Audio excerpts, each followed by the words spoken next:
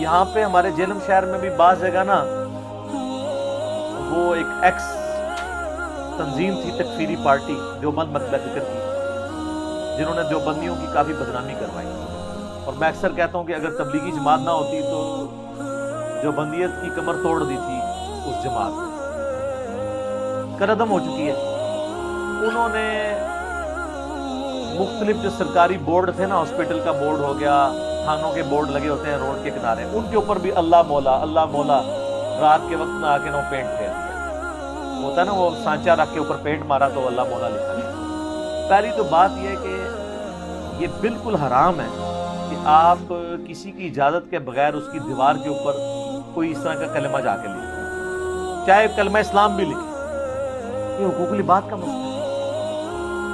اور پھر سرکاری جو تنصیبات ہیں وہ سنی شیعہ تو نہیں ہوتی، تھانہ سنی اور شیعہ نہیں ہوتا، جیسے میں نے کہا درود سنی اور شیعہ نہیں ہوتا، سید بھی سنی اور شیعہ نہیں ہوتا، تو تھانے سنی شیعہ تو نہیں ہوتے، ہاسپٹل سنی شیعہ تو نہیں ہوتے، وہاں پہ جا کے ان کے بورڈز کے اوپر یہ لکھنا، تو یہ مطلب آپ عجیب و غریب کام کریں۔ پھر وہ آ کے شیعہ پھر وہ آ کے علی مولا لکھ جاتے تھے۔ اللہ مولا اور ہے، علی مولا اور چیز ہے، یہ دونوں الگ چیز ہیں۔ مولا کا لفظ عربی زبان کے اندر ہے، اللہ کے لیے بھی استعمال ہوا ہے، نبی صلی اللہ علیہ وآلہ وسلم کے لیے بھی استعمال ہوا ہے، اہل بیت کے لیے بھی استعمال ہوا ہے، صحابہ کے لیے بھی استعمال ہوا ہے، فرشتوں کے لیے بھی استعمال ہوا ہے، لیکن یہ اپنے کانٹیکسٹ میں بتائے گا کہ یہاں پر مولا کا معنی کیا ہے۔ جس طرح سورۃ البقرہ میں انت مولانا فانصرنا علی القوم الکافرین، تو ظاہر ہے یہاں سے تو مولا سے مراد مشکل کشا ہے، وہ تو صرف اللہ ہے، ایاک نعبد و ایاک نستعین، توحید پہ کوئی کمپرومائز نہیں۔ سورۃ النمل کی آیت نمبر 62 ہے نا، امن یجیب المضطر اذا دعاہ، بھلا بتاؤ تو کون ہے جو مصیبت اور پریشانی میں گھرے ہوئے شخص کی فریاد کو سنتا ہے، وَيَكْشِفُ السُّوءَ، اور تم سے برائی کو تکلیف کو دور کرتا ہے، وَيَجْعَلُكُمْ خُلَفَاءَ الْأَرْضِ، اور تمہیں زمین پہ اگلوں کا خلیفہ کرتا ہے، یعنی تمہارے باپ دادا کے بعد تمہارے مرنے کے بعد تمہاری اولاد کو۔ اِلَٰهٌ مَّعَ اللَّهِ، کیا اللہ کے ساتھ بھی کوئی اور الہ ہے جو تمہاری تکلیف دور کرے؟ قلیلا ما تذکرون، بہت کم لوگ ہی نصیحت حاصل کرتے۔ تو اللہ نے قرآن میں واضح فرما دیا کہ اللہ کے سوا جس شخص کے بارے میں تمہارا یہ عقیدہ ہے وہ تمہاری مصیبت اور پریشانی دور کرے گا تو گویا اسے تم خدا مانتے ہو۔ اس کو میں نے بڑی آسان مثال سے سمجھایا کہ بارش کون برساتا ہے؟ اللہ۔ ڈیوٹی کس کی ہے؟ فرشتوں کی۔ تو بارش فرشتوں سے مانگیں گے یا اللہ سے؟ فرشتوں سے مانگیں گے تو مشرک ہو جائیں گے، اللہ سے مانگیں گے، وہ اللہ کی مرضی، فرشتے بھیجے، جنات بھیجے، کوئی بزرگ بھیجے، ہوا بھیجے، بزرگوں کو، انبیاء کو، جنات کو، فرشتوں کو، صحابہ کو، اہل بیت کو پکار نہیں سکتے مدد کے۔ ایاک نعبد و ایاک نستعین، ظاہری امداد ضرور کریں، وتعاونوا علی البر والتقوی ولا تعاونوا علی الاثم والعدوان، نیکی پرہیزگاری کے کاموں میں ایک دوسرے کی مدد کرو، برائی نہ۔ میں آپ سے کہتا ہوں مجھے پانی پلا دیں، بالکل ٹھیک ہے، لیکن آپ بغداد میں دفن ہے قبر کے اندر، میں کہتا ہوں پانی پلا دیں، ایاک نستعین کی وائلیشن ہو جائے گی، کیونکہ آپ دعا کے لیے پکار، وہ اللہ کی خصوصیت، یہ ہے اللہ مولا۔ یہ تو بہت سینسٹیو ایشو ہے، یہ مولا کوئی بھی نہیں ہے جو اللہ مولا ہے، مددگار، مشکل کشا، حاجت نہیں۔ ایک مولا کا معنی ہے دلی محبوب، جس سے آپ اعلیٰ درجے کی محبت کرتے ہیں، تو وہ تو پھر سارے ہی ہیں، ٹاپ آف دا لسٹ نبی صلی اللہ علیہ وسلم۔ اسی لیے ہم درود شریف کیا کہتے ہیں؟ اللہم صلی علی سیدنا و مولانا محمد، اے اللہ ہمارے آقا اور ہمارے مولا کو درود بھیج۔ حتیٰ کہ قرآن حکیم میں اللہ تعالیٰ نے سورہ التحریم کی آیت نمبر 4 میں آپ دیکھیں کہ نبی صلی اللہ علیہ وآلہ وسلم کو تسلی دیتے ہوئے کیا ارشاد فرمایا ہے؟ اللہ تعالیٰ فرماتا ہے کہ فَإِنَّ اللَّهَ هُوَ مَوْلَاهُ، نبی علیہ السلام کا تو مولا ہیں اللہ، و جبریل اور جبریل، و صالح المومنین اور سارے صحابہ بھی، والملائکۃ بعد ذلک ظہیر، اور فرشتے بھی اس کے بعد ان کے مددگار ہیں۔ یہاں پہ مولا مددگار کے معنوں میں آیا ہے، لیکن کون سی مدد؟ جو اللہ کی اذن سے، اس کی اجازت سے آتی ہے۔ اور وہ کیا؟ اللہ نے فرمایا کہ نبی علیہ السلام کو اللہ نے جانسار صحابہ دی ہیں، تو وہ جو صحابہ مددگار ہیں وہ اللہ کی وجہ سے۔ لیکن یہ نہیں ہوا کہ کوئی صحابی فوت ہو گیا تو حضور اسے مدد کے لیے پکار رہے ہوں کہ غزوہ احد میں حضرت حمزہ شہید ہوئے ہیں تو آپ خندق میں کہہ رہے ہو المدد یا حمزہ، یا خیبر میں پکار رہے ہو۔ خیبر میں اسی کو بلایا جو سامنے موجود تھا، مولا علی،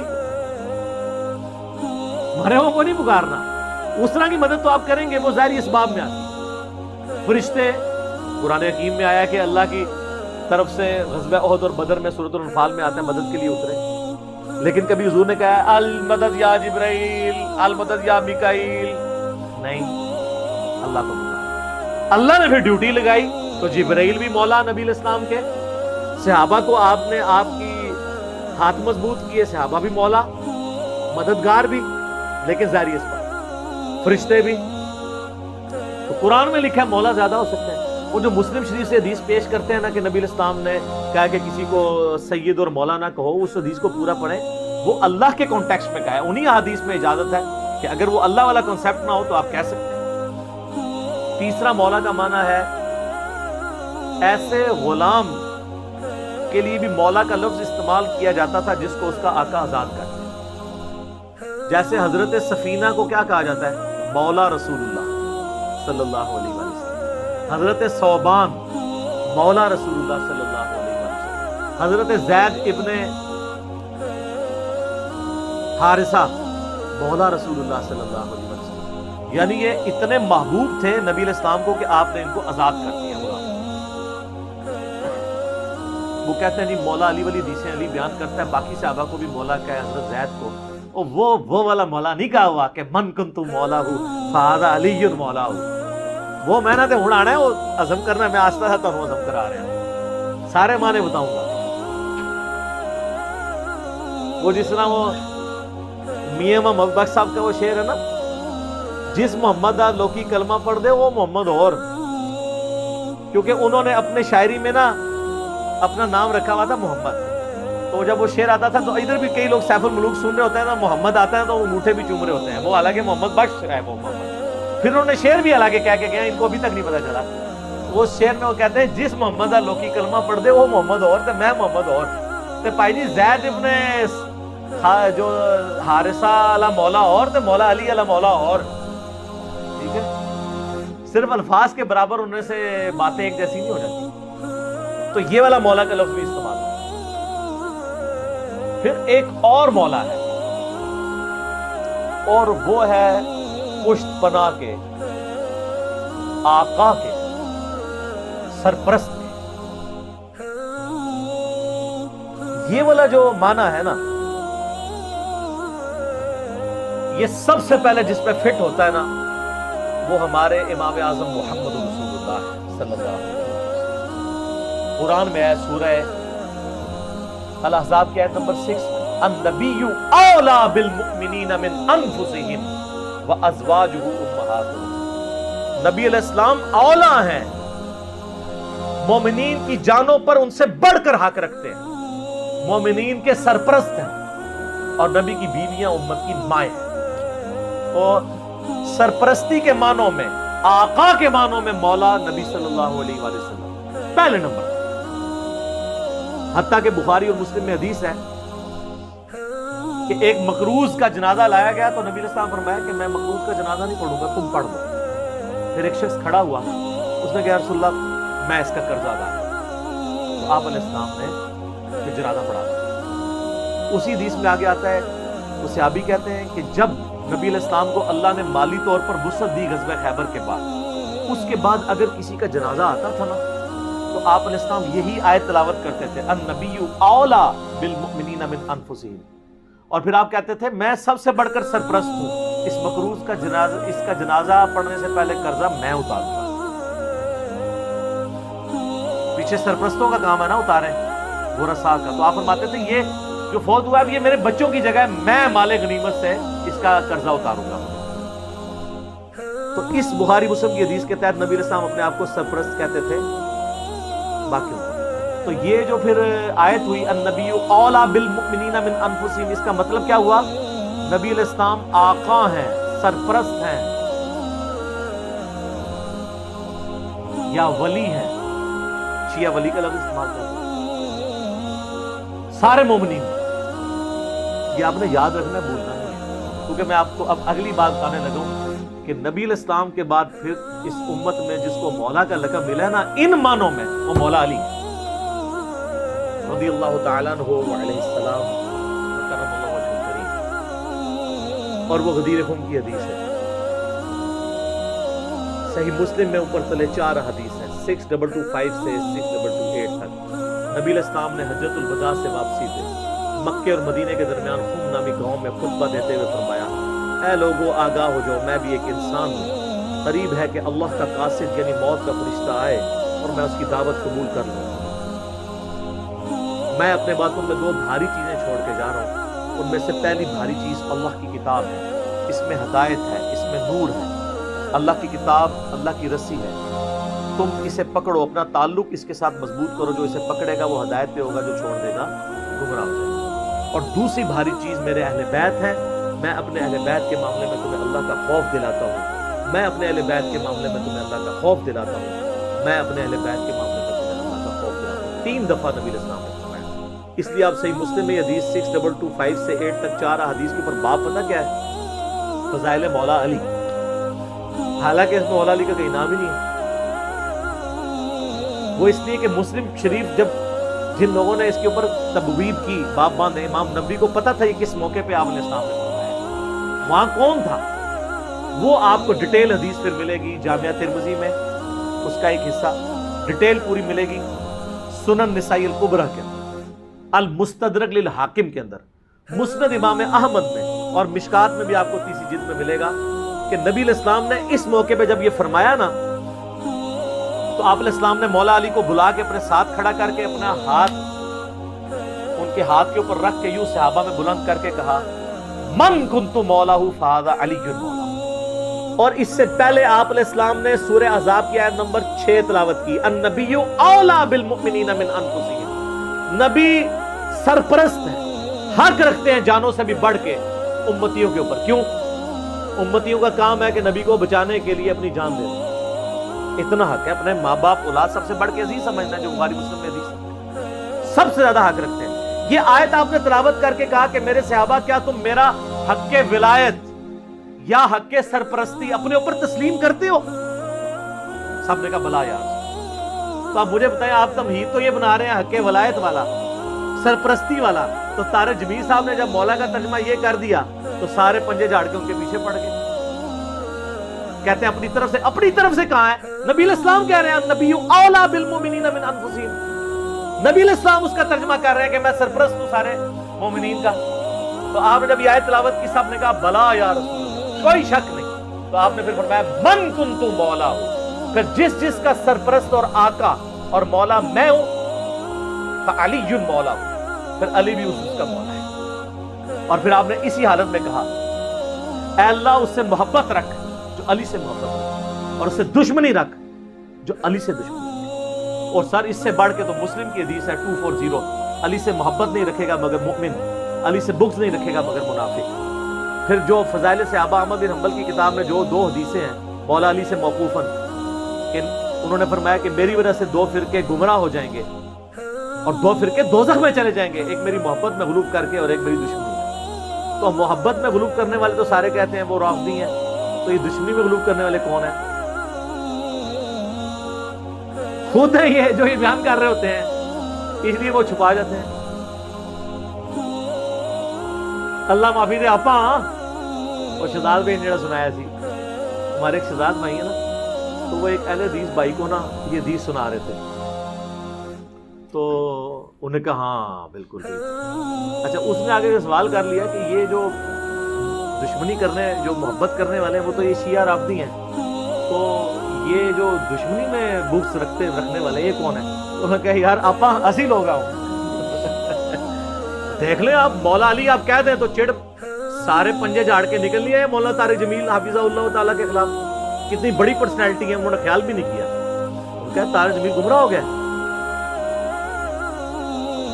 اس لیے طارق جمیل صاحب نے بھی ان پہ 4 تکبیریں پڑھ دی. ان کو پتہ چل گیا کہ یہ لوگ تو یعنی سچائی کو قبول نہیں کریں گے. تو یہاں مولا کا معنی سرپرست ہے. پھر اس کلپ چڑھائے ہوئے بڑے بڑے مفتیوں نے, وہ کہتے ہیں جی آگے الفاظ پڑھیں, آگے لکھا ہے اللہ اس سے محبت رکھ جو علی سے محبت رکھے, اس سے دشمنی رکھ جو علی سے دشمنی رکھے.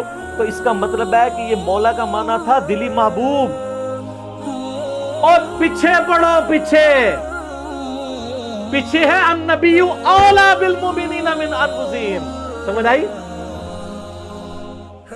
جیسے بریلوی کہتے ہیں اگے پڑھو, اگے صراط الذین انعمت علیہم. اسی کہنا پیچھے پڑھو, پیچھے ایاک نعبد و ایاک نستعین. قبراں نو منگنے والے نہیں, اللہ کو منگنے والے. اور اس دن صراط المستقیم, سیدھا راستہ نبی الاسلام کا. تو کچھ اگوں پڑھتے رہے, کچھ پیچھوں پڑھتے رہے. سٹارٹ یہ حدیث سے ہوئی النبی اولی بالمؤمنین من انفسہم وازواجہ امہاتہم. سر یہ جو باتیں میں کر رہا ہوں انشاءاللہ یہ میرے جب کلپ چڑھ رہے ہیں نا, قیامت تک کے لیے ان کے منہ بند ہو جائیں گے جو انہوں نے کلپ چڑھائے ہوئے ہیں جی اور مولا کا یہ معنی نہیں, وہ ہے. سارے معنی میں نے بیان کر دیے. اب لوگ خود فیصلہ کریں گے کہ یہاں پہ مولا کا معنی کیا ہے. جب یہ آیت پڑھی جا رہی ہو النبی اولی بالمؤمنین من انفسہم,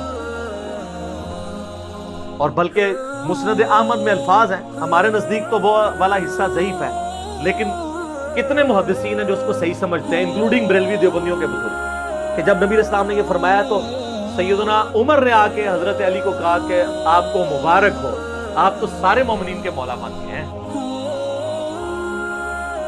حضرت عمر جب یہ کہہ رہے تھے کہ آپ کو مبارک ہو, آپ مولا بن گئے ہیں, تو حضرت عمر کو بھی پتا تھا میں مولا ہوں. تو حضرت علی کو کہنا چاہیے تھا کہ یار مولا تو تم بھی ہو, سارے صحابہ سے محبت رکھنی چاہیے. حضرت عمر خود مولا نہیں تھے کیا تھے؟ تو علی کو کیوں کہہ رہے ہیں کہ مبارک ہو, آپ تو سب کے مولا بن گئے. وہ سارے وہ یہی والے مولا بنے, النبی اولی بالمؤمنین من انفسہم وازواجہ امہاتہم. تو یہ اکثر کہتے ہیں کہ جی وہ علی مولا کہنے سے وہ جو ہے نا پھر وہ اس طرف لوگ چل پڑیں گے. تو سر وہ تو آپ اللہم صلی علی سیدنا و مولانا محمد پڑھیں گے تو وہاں تو مولا نہ ہے جو قرآن میں انت مولانا فانصرنا علی القوم الکافرین. تو آپ دروشی میں مولانا پڑھنا چھوڑ دیں گے. تو دیکھیں آپ اہل بیت کی دشمنی انسان کو کہاں تک لے جاتی ہے کہ آپ کو پھر بہت کچھ چھوڑنا پڑ جاتا ہے. تو بہتر یہ ہے کہ آپ صبح و شام تسبیح نہ نکالا کریں, صرف ایک دفعہ کہہ لیا کریں کیا نہ میں وہابی, نہ میں بابی, میں ہوں مسلم علمی کتابی. نہ ہم سو کارڈ وہابی ہیں, کوئی علمی بات کرو سے بابی کی گالی دے دیتے ہیں, اپنے زوم میں سے گالی سمجھتے ہیں. اور نہ ہم بابوں کا دفاع کرنے والے بابی ہیں, ہم علمی کتابی. تو مولا علی ہمارے مولا ہیں جی, اور انشاءاللہ ہمیں قیامت والے دن مولا علی کے ساتھ ہماری دعا ہے اللہ تعالیٰ ہمیں ان کے ساتھ محشور فرمائے, اہل بیت کے ساتھ محشور کرے, اور مولا علی کے دشمنوں کو, ان سے بغض رکھنے والوں کو آل امیہ کے ساتھ محشور کرے جن کی وہ طرفداری کر رہے ہوتے ہیں, ٹھیک ہے, تاکہ ان کو وہ کہتے ہیں بیان نہیں. وہ ایک اہل حدیث عالم مجھے کہنے لگے کہ یار وہ کٹر ناسبی تھے, پھر بعد میں جب وہ چینج ہوئے 60+ ایج ہے, کہتے ہیں میں نے جمعہ پڑھایا تو میرے ماموں بھی تھے جو اہل حدیث عالم تھے. یہ اہل حدیث کا حال ہے, جو بندی بریلوی تو بیچارے بالکل ہی گئے گزرے ہوتے ہیں علمی طور پہ, پھر بھی اہل حدیث کی اپروچ پھر بھی علمی ہے, قرآن حدیث سے شغف ہوتے ہیں. تو کہتے ہیں میں نے پہلی دفعہ زندگی میں محرم کا جمعہ فضائل اہل بیت پہ پڑھایا. تو کہتے ہیں اس میں نے حدیث بیان کر دی کہ علی سے محبت نہیں رکھے گا مگر مؤمن, علی سے بغض نہیں رکھے گا مگر منافق. تو میرا جو ماما جو عالم تھا مجھے کہنے لگا اے حدیث کتنے لکھی ہے؟ تو میں نے کہا مسلم شریف میں. کہتا لکھی ہوئی سی تو ضروری تو نہیں سی کہ بیان بھی کیتی جاندی, کہ اگر لکھی ہوئی تھی تو ضروری تھا بیان بھی کرتے. یہ سر لٹمس ٹیسٹ ہے.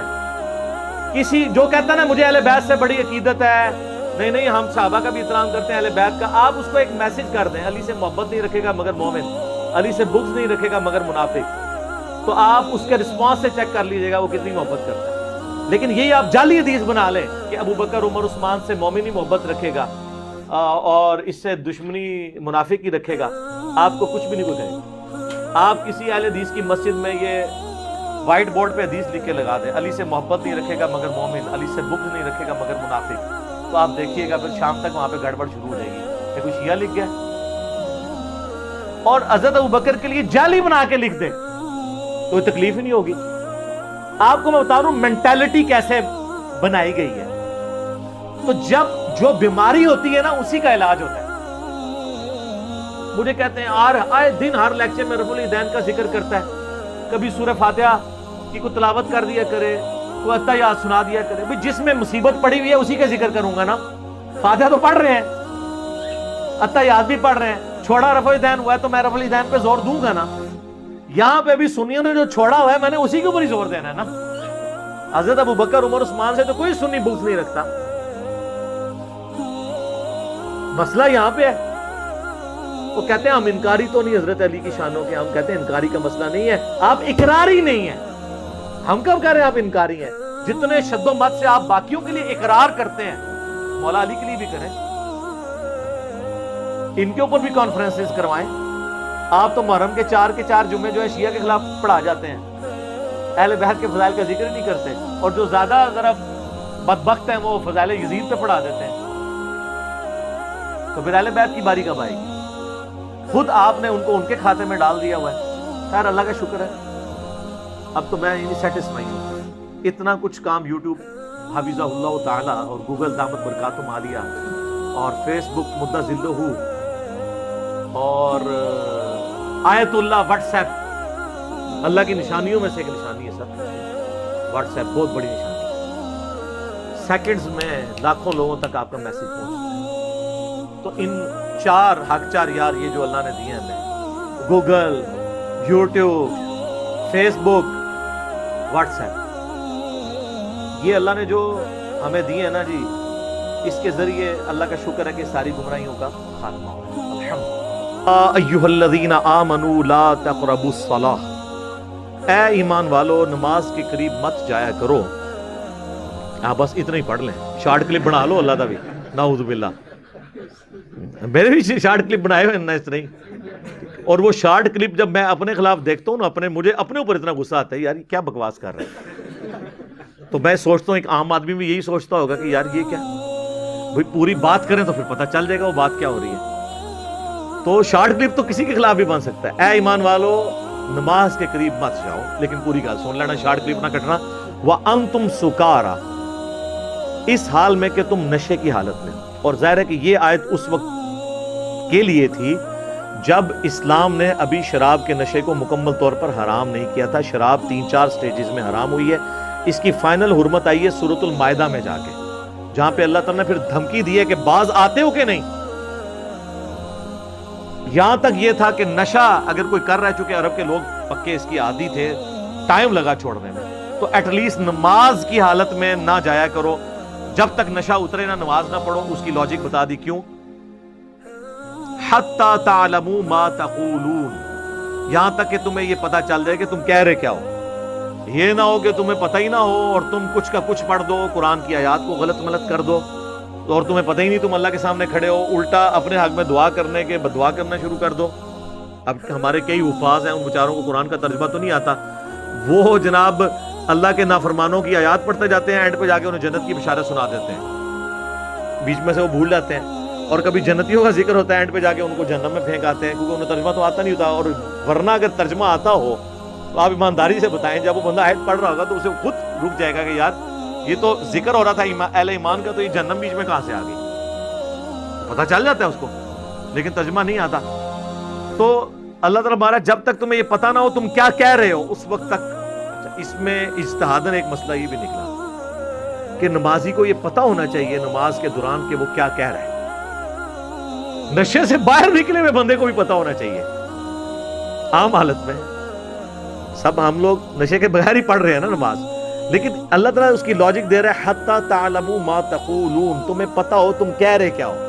تو اس کا مطلب ہے ایٹ لیسٹ نماز کا ترجمہ ہمیں آنا چاہیے, تاکہ ہم جب غور و تفکر کریں. کہتے ہیں نماز میں خیال بہت آتے ہیں, خیال آنے چاہیے نا, کیونکہ جو آپ بول رہے ہیں آپ کو اس طرف توجہ ہی نہیں, آپ کو پتہ ہی نہیں آپ کیا کہہ رہے ہیں, تو پھر ظاہر ہے ذہن میں پھر کوئی اور چیز تو داخل ہوگی نا. نماز کے علاوہ بھی کر لیں آپ کوئی کام ایسا جس میں آپ کو پتہ نہ ہو کہ آپ کیا کہہ رہے ہیں, تو خیال تو بیچ میں کئی ایک آئیں گے. ٹھیک ہے, جس طرح لوگ اپنا کام کرتے ہوئے گانا گنگنا رہے ہوتے ہیں، اس وقت ان کے گانے کی طرف توجہ نہیں ہوتی، نہ اس کے اشعار کی طرف، اور پیرلل میں اپنا کام کر رہے ہوتے ہیں، دماغ میں کچھ اور بھی سوچ رہے ہوتے ہیں، وہ گنگنا ویسے رہے ہوتے ہیں. بس اسی طریقے سے نماز بھی لوگ ویسے پڑھ رہے ہوتے ہیں جب ترجمہ ہی نہیں پتا ہوگا. تو اس آیت میں واضح حکم آ گیا کہ آپ کو یہ پتہ ہونا چاہیے. آج کی ڈیٹ میں تو نشہ ہے ہی حرام ہے، شراب کے اوپر بھی میری ویڈیوز ریکارڈ ہیں آلریڈی. اچھا، اس آیت کے کانٹیکسٹ میں آپ کو پتہ ہے کچھ سال پہلے ڈاکٹر اسرار صاحب نے بھی اس آیت کے کانٹیکسٹ میں جامعہ ترمذی سے اور سنن ابی داؤد کے اندر سے ایک حدیث بیان کر دی تھی سیدنا علی کے حوالے سے، اور اس کے اوپر آپ کو پتہ ہے کافی زیادہ ہنگامہ کھڑا ہوا تھا، اور لوگوں نے یعنی یہ اس میں برابر کرانے کی کوشش کی کہ معاذ اللہ کو ڈاکٹر اسرار صاحب نے سیدنا علی کی توہین کے لیے بیان کیا. وہ ترمذی ابو داؤد میں جو روایت آتی ہے کہ وہ نماز پڑھا رہے تھے تو قل یا ایھا الکافرون انہوں نے خلط ملط کر دی، تو اس کے اوپر یہ آیت نازل ہوئی. اب یہ جو حدیث ہے نا جی، اس کی صحت کے بارے میں محدثین کے ہاں اختلاف پایا جاتا ہے. بعض اسے صحیح سمجھتے ہیں، بعض اسے ضعیف سمجھتے ہیں. جو صحیح سمجھتے ہیں وہ کہتے ہیں اس کی سند حسن درجے کی تو ہے، جو ضعیف سمجھتے ہیں وہ کہتے ہیں اس میں ایسے راوی ہیں جو ناسبی ہیں، حضرت علی سے بغض رکھنے والے ہیں، لہٰذا ان کی بات حضرت علی کے خلاف ایکسیپٹ نہیں کی جائے گی، انہوں نے گھڑی ہوگی. بہرحال دونوں صورتوں میں ڈاکٹر اسرار صاحب پہ یہ تہمت نہیں آپ لگا سکتے. اس کی وجہ یہ ہے کہ انہوں نے اس سے یہ رزلٹ نہیں نکالا نعوذ باللہ من ذالک کہ حضرت علی کی توہین کی ہو. باقاعدہ انہوں نے اس میں کلیریفائی کیا کہ اگر اس زمانے میں کسی نے پی ہے تو سورہ المائدہ میں اللہ نے اس کے پینے کو اپنے حق میں آن کیا ہے. سورۃ المائدہ کے اندر اللہ تعالیٰ نے کہا کہ جو گزشتہ ہو چکا اس کے اوپر کوئی گرفت نہیں ہے، کیونکہ اس وقت بھی بعض لوگوں کے دماغ میں یہ بات آ گئی نا کہ یار ہم جو پہلے پیتے رہے ہیں تو اس میں کیا بنے گا، ہمارے تو کسی نے تو آج کے دور کا کوئی بندہ ہو تو کہ تو ساڑھے تے جینز ہی بھی بڑھ گئی ہے، وہ کس طرح نکلے گی، ساڑھے تے خون بھی بڑھ گئی ہے تو کس طرح نکلے گی. تو اللہ تعالیٰ نے وہ وہم نکال دیا کہ اگر اس زمانے میں کسی نے اس طرح کیا تھا نا تو اس کے اوپر پھر اس اعتبار سے کوئی گرفت نہیں ہوگی، کیونکہ ظاہر ہے اللہ تعالیٰ نے اس کے اوپر کوئی سختی فرمائی نہیں تھی. جب اللہ تعالیٰ نے سختی نہیں فرمائی تھی تو آپ اس کے حوالے سے کسی کو بلیم نہیں کر سکتے. اب ڈاکٹر اسرار صاحب کے حوالے سے جو ہے، میں یہاں پہ ٹائم تھوڑا رہ کے ورنہ میں وہ آیات بھی تلاوت کرتا، میں اس کو اسکپ کرتا ہوں. سورۃ المائدہ میں آپ کو آیات مل جائیں گی. ڈاکٹر اسرار صاحب کے حوالے سے چونکہ کافی ہنگامہ اس وقت کھڑا ہوا تو بعض لوگوں نے ان کے اوپر یہ گرفت کی، تو میں نے اس وقت بھی جواب دیا تھا کہ اگر وہ اس روایت کو صحیح سمجھتے ہوئے بیان کر رہے ہیں تو اس سے کوئی حضرت علی کی تنقیص انہوں نے مراد نہیں لی ہے. اور پھر ڈاکٹر اسرار صاحب تسبیح فاطمہ والی حدیث جو بخاری مسلم میں ہے 33 دفعہ سبحان اللہ، 33 دفعہ الحمدللہ، 34 دفعہ اللہ اکبر، وہ جب بھی حدیث بیان کرتے تھے تو وہ ان کی آنکھوں میں آنسو آ جاتے تھے. تو ان کی اہل بیت سے عقیدت تھی. تو اس طرح ایک واقعے کو اٹھا کے کسی شخص کی آپ علمی اختلاف تو کر سکتے ہیں، لیکن اس کے بارے میں یہ فتویٰ نہ لگائیں کہ فارغ ہو گیا. آپ علمی اختلاف کریں اور اس کو قائل کریں کہ یہ یوں نہیں، یہ یوں ہے. جس طرح ڈاکٹر طاہر القادری صاحب نے پھر جواب دیا اس وقت، پھر مولانا اسحاق صاحب نے بھی جواب دیا تھا کہ یہ اس میں ناسبی راوی ہیں اور اس کو ایکسیپٹ نہیں کرنا چاہیے. بہرحال آج کی ڈیٹ میں قرآن کا یہ حکم بالکل واضح ہے کہ نشے کی حالت میں کوئی نماز نہ پڑھے، اور اس سے اجتہاداً یہ مسئلہ نکل سکتا ہے جو یہ الفاظ ہیں کہ جب تک تمہیں یہ پتہ ہی نہ ہو کہ تم کیا کہہ رہے ہو. اس کا یہ مطلب نہیں کہ جسے ترجمہ نہیں آتا اس کی نماز ہی نہیں ہوگی.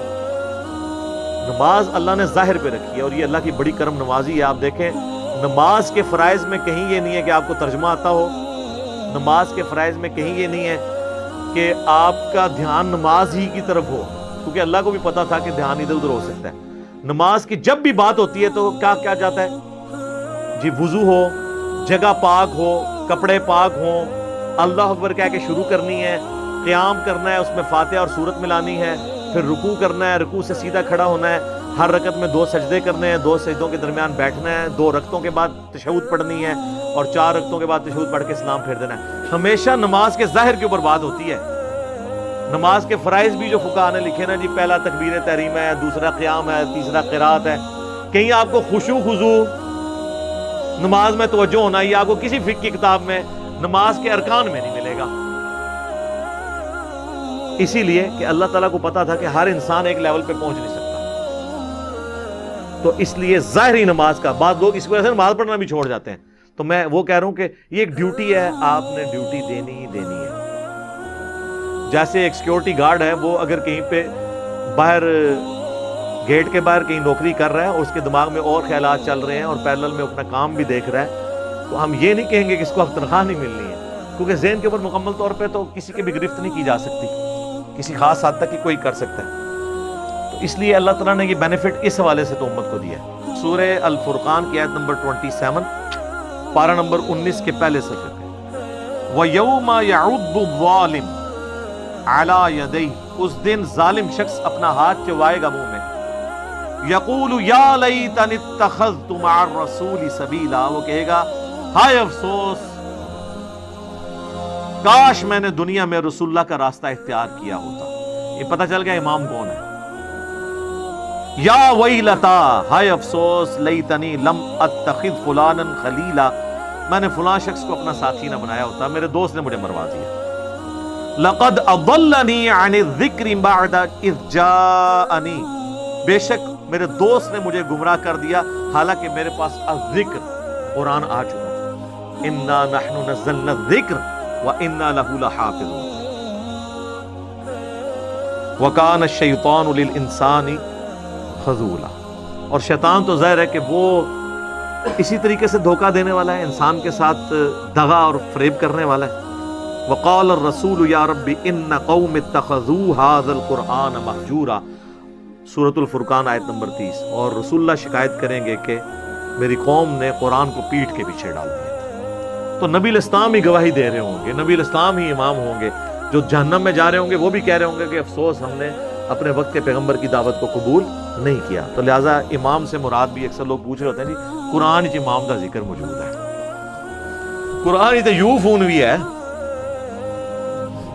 یوفون دیے جائے گے، یوفون یعنی ان کو پورا کا پورا بدلہ دیا جائے گا۔ وہ یوفون ہمارا وہ موبائل نیٹ ورک بھی ہے، تو اس طرح پڑھانا ہے تو پڑھا دے، تو یوفون بھی موجود ہے، کٹ لو جو کچھ کٹ رہا ہے۔ تراوی بھی چوں 20 تراویاں کٹ لو، لیکن تراوی پنجابی سے پڑھے، جو مرضی آپ نکالیں۔ یہ تو میرے بھائی علمی باتیں ہیں۔ اب یہ قرآن کے حوالے سے نبی الاسلام شکایت کریں گے کہ میری امت نے قرآن کو پیٹ کے پیچھے ڈال دیا، کیونکہ حضور کی وفات کے بعد اس امت پہ خلیفہ قرآن ہے۔ بخاری مسلم دونوں میں حدیث ہے، عبداللہ ابن ابی اوفا سے پوچھا گیا کہ نبی الاسلام نے اپنا وصی کسی کو بنایا تھا، کسی کے لیے وصیت کی تھی؟ تو انہوں نے کہا ہمیں رسول اللہ نے بس قرآن کے مطابق چلتے رہنے کی وصیت کی تھی۔ قیامت تک کے لیے وصی رسول کون ہے، خلیفۃ الرسول کون ہے؟ قرآن۔ کیونکہ اگر خلیفۃ الرسول قرآن کو آپ نہیں مانیں گے اور اس اعتبار سے جو عقیدوں کی اصلاح کے اعتبار سے کسی پرسنالٹی کو مانیں گے، تو وہ سارے کے سارے آج کی ڈیٹ میں تو فوت ہو چکے ہیں۔ سیدنا ابوبکر کو ہم خلیفۃ الرسول مانتے ہیں پولیٹیکلی، خلیفۃ الرسول، ورنہ 2 سال کے بعد تو حضرت ابوبکر بھی فوت ہو گئے نا۔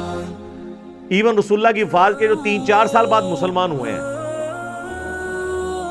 تو وہ کہیں کہ خلیفۃ الرسول کون ہے، تو وہ تو فوت ہو چکے تھے۔ نہیں، قرآن نہیں فوت ہوا سر، آج بھی خلیفۃ الرسول زندہ ہے، وہ قرآن ہے۔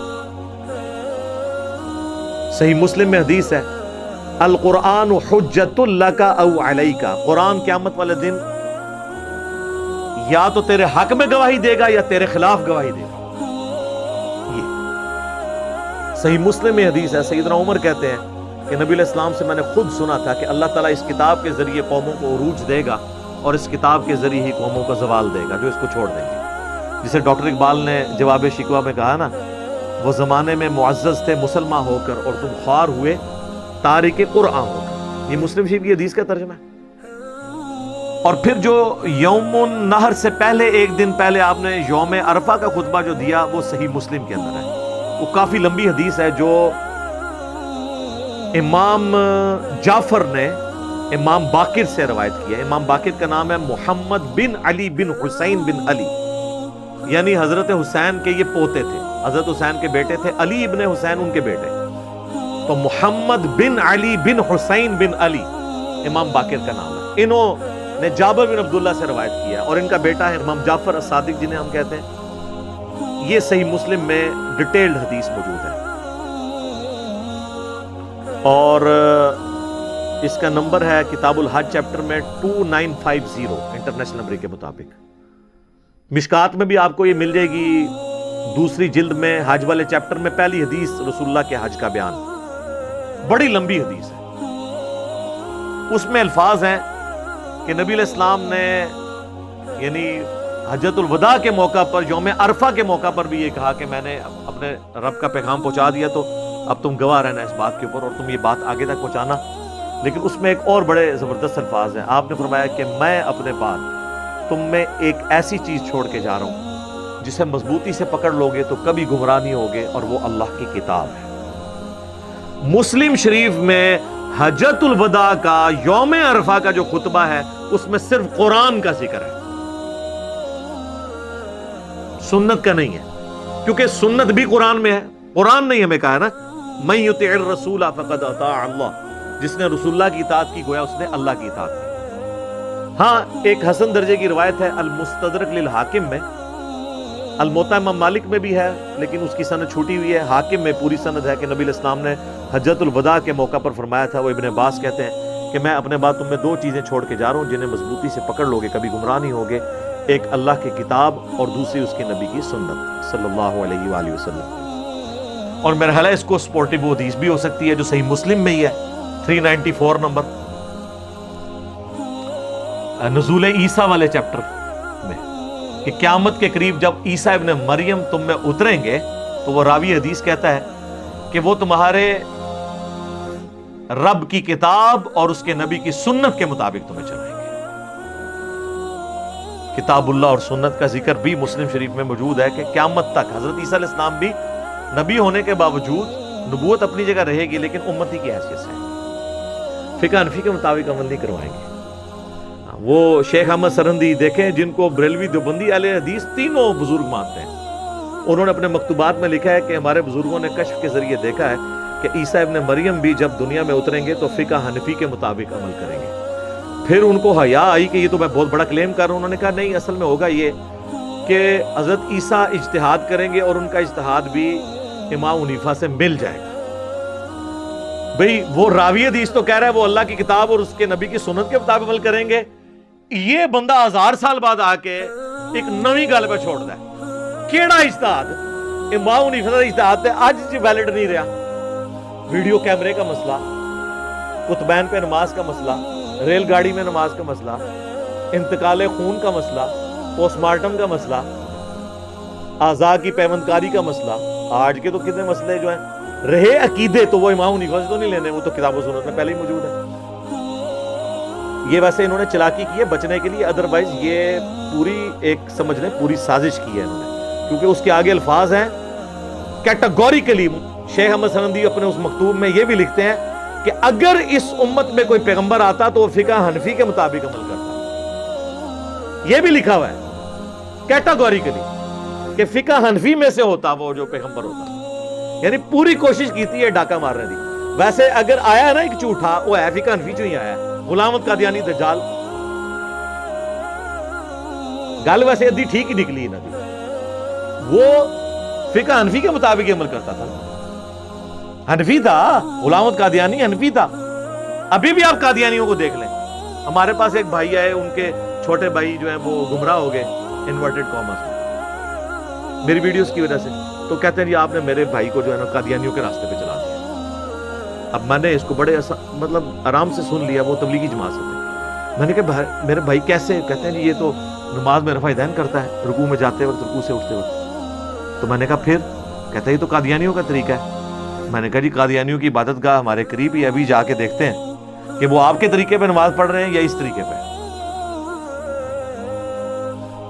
اب ہونا تو چاہیے تھا جی اٹھیں، نہیں، بات مانی بھی نہیں اور پیچھے بھی ہٹ گئے۔ تو میرے حنفی بھائیوں، غلام احمد قادیانی دجال کے ماننے والے بالکل آپ کے طریقے پہ نماز پڑھتے ہیں، وہ اس طریقے پہ نہیں پڑھتے جو بخاری مسلم ہے۔ لہذا جو بخاری مسلم کو پڑھ لے گا نا، اس کی صرف نماز نہیں ٹھیک ہوگی بلکہ سب سے پہلے وہ کہے گا کہ قادیانیوں کی تو نماز ہی غلط ہے، عقیدے کو تو بعد میں دیکھیں گے، ایک موٹی سی چیز جو سامنے نظر آ رہی ہے تو ان سے بچ جائے گا۔ بہر حنفیوں کا خدشہ ہے کہ وہ پھنس جائیں کہ یہ بھی ہمارے جو ہیں حنفی بھائی ہیں۔ ظاہر ہے جب آپ الزام لگائیں گے تو پھر ہم علمی بات آپ سے کریں گے۔ تو وہ آپ کے حنفی بھائی ہیں، وہ فقہ حنفی کے مطابق عمل کرتے ہیں، قرآن و سنت پہ نہ وہ چل رہے ہیں نہ آپ چل رہے ہیں۔ تو اس میں امام حنیفہ رحمہ اللہ کا کوئی قصور نہیں ہے۔ آج اگر عیسائی حضرت عیسیٰ علیہ السلام کے ساتھ کوئی غلط چیزیں منسوب کیے میں، عیسیٰ ابن مریم تو وجیہن فی الدنیا والآخرہ ہے، اس میں تو کوئی شک نہیں ہے، دنیا اور آخرت میں اللہ کے مقرب بندوں میں سے وجاہت والے۔ تو یہ میں نے ایک ضمناً اس کے ساتھ ذکر کر دیا۔ باقی جو صحیح مسلم کی حدیث غدیر خم والی ہے نا جی، میری نظر میں اس روئے ارض پہ جتنی بھی حدیثیں قرآن کی شان میں ہیں نا، ان میں اگر آپ گریڈنگ کریں تو پہلے نمبر پہ جو حدیث ہے نا وہ مسلم شریف کی ہے۔ جو 4 حدیثیں ہیں مسلم میں غدیر خم کی، انٹرنیشنل نمبر کے مطابق 6225 سے لے کر 6228 تک، جو ہم نے اپنے منہج پہ بھی لکھ کے لگائی ہے کہ نبی علیہ السلام نے اپنی وفات سے 2.5 مہینے پہلے حج سے واپسی پر، حجۃ الوداع کے بھی بعد کا یہ خطبہ ہے، اس کو بھی سپرسیڈ کر رہا ہے۔ مکے سے مدینے آتے ہوئے خم نامی گاؤں میں پانی کے لیے پڑاؤ کیا، اونٹ کے پلان کا ممبر لگایا گیا آپ کے لیے۔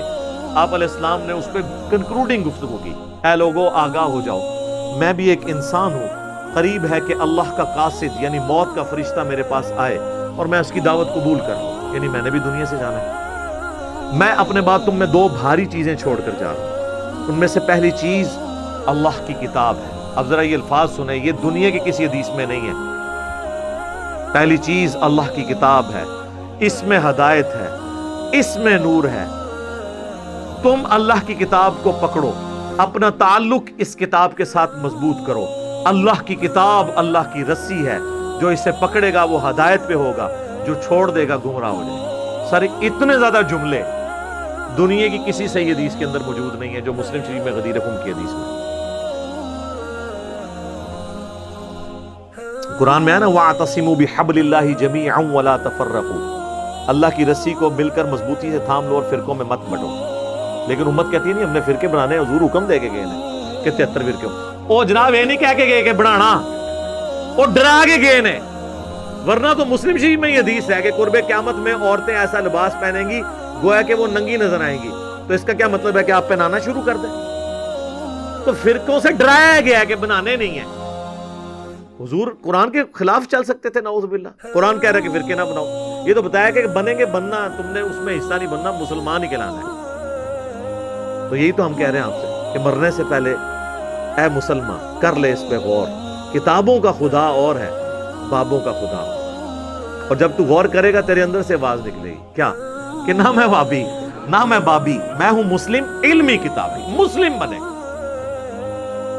اور پھر فرمایا کہ دوسری بھاری چیز میرے اہل بیت ہیں، میں اپنے اہل بیت کے معاملے میں تمہیں اللہ کا خوف دلاتا ہوں۔ اور اس جملے کو آپ نے 3 دفعہ ریپیٹ کیا، میں تمہیں اللہ سے ڈراتا ہوں اپنے اہل بیت کے معاملے میں، میں اللہ سے ڈراتا ہوں تمہیں اہل بیت کے معاملے میں، یعنی میری وفات کے بعد ان کے ساتھ حسن سلوک کرنا۔ لیکن امت بالکل الٹ چلی ہے، نہ قرآن کو پکڑا اور نہ اہل بیت کو زندہ چھوڑا۔ دیکھ لیں بالکل الٹ چلی۔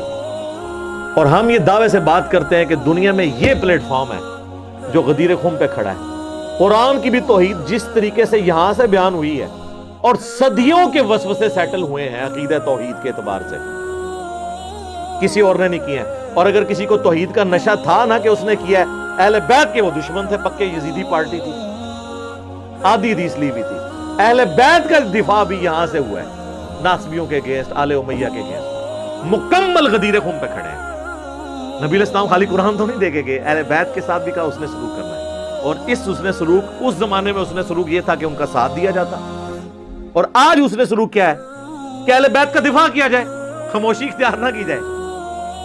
مجھے اکثر لوگ پوچھتے ہیں کہ حضرت علی کے زمانے میں ہوتے، تو میں کہتا جی میں نے جنگ جمل صفین نہروان میں حضرت علی کے ساتھ کھڑے ہونا تھا۔ یہ آج ان سے بھی پوچھیں، یہ بھی کہیں گے ہاں جی ہم حضرت علی کے ساتھ ہوتے۔ تو سر اس زمانے میں آپ ان لوگوں کے خلاف تلوار اٹھانے کے لیے تیار ہو جاتے، تو آج ہمیں زبان بھی نہیں کھولنے دے رہے۔ کتنی لاجیکل بات ہے، جن لوگوں کے بارے میں آپ ہمیں زبان نہیں کھولنے دے رہے، ان لوگوں کے خلاف آپ نے حضرت علی کے ساتھ مل کے تلوار اٹھانی تھی، آل امیہ کے خلاف، کہ بھی آ جاؤ ہمیں سدھے ہو جاؤ۔ اس زمانے میں آپ تلوار اٹھانے کے لیے تیار تھے، آج زبان سے بھی بولنے کے لیے تیار نہیں ہے، تو یہ تو آپ کی 2 نمبری ہے۔ اس کا مطلب ہے آپ اہل بیت کے ساتھی نہیں ہیں۔ اس زمانے بھی تسی جڑا نا ادھر ادھر ہی ہو جانا سی۔ تو جو اہل بیت کے ماننے والے ہیں وہ اس زمانے میں بھی اہل بیت کے ساتھ تھے، آج بھی اہل بیت کے ساتھ ہیں۔ یار اگر میں اس زمانے میں تلوار اٹھانے کے لیے تیار ہو جاتا مولا علی کے ساتھ مل کے، تو آج میں اپنی زبان بند کر لوں؟ میں تو اس سے بڑا قدرے کے لیے تیار تھا کہ تلوار اٹھا لیتا۔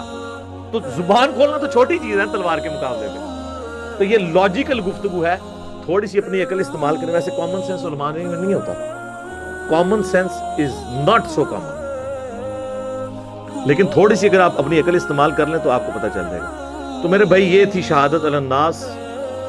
آپ دیکھ لیں آلموسٹ 40+ منٹس میں نے اس ایک آیت کے اوپر لگائے، اس لیے کیونکہ اب اس سے متعلق جتنی آیات آگے آئیں گی میں ان پہ پھر ڈیٹیل گفتگو نہیں کروں گا، بلکہ اسی آیت کو ریفرنس کے طور پر لیا جائے گا، کیونکہ نبی علیہ السلام اسی آیت کے اوپر رو پڑے. بخاری مسلم کی میں نے حدیث شروع میں بیان کر دی کہ مجھے اپنی امت کے خلاف گواہی دینی پڑنی ہے.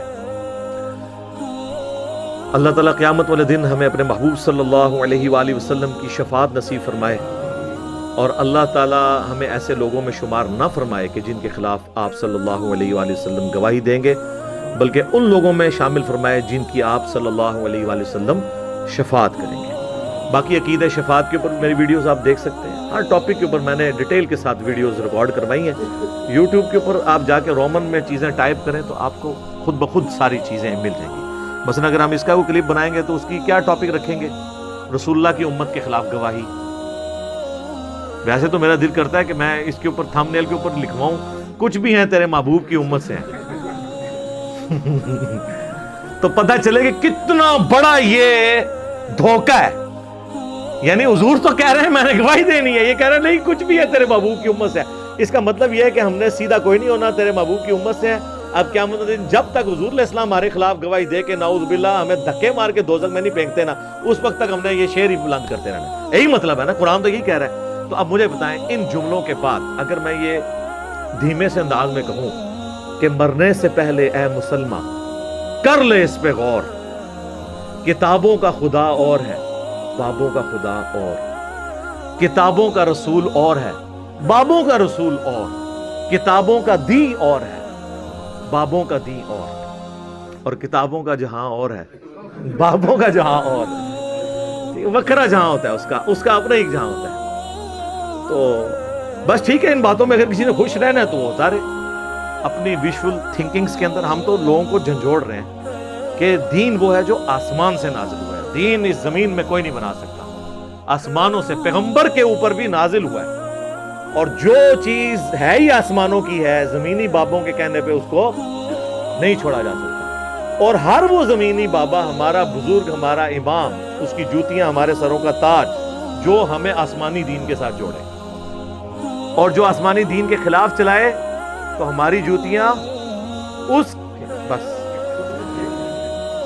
آگے فلنگ دا بلینکس وہ خود کر لیں. ٹھیک ہے، ہمارا کام تھا صرف پازیٹیو طریقے سے بات کو پہنچانا.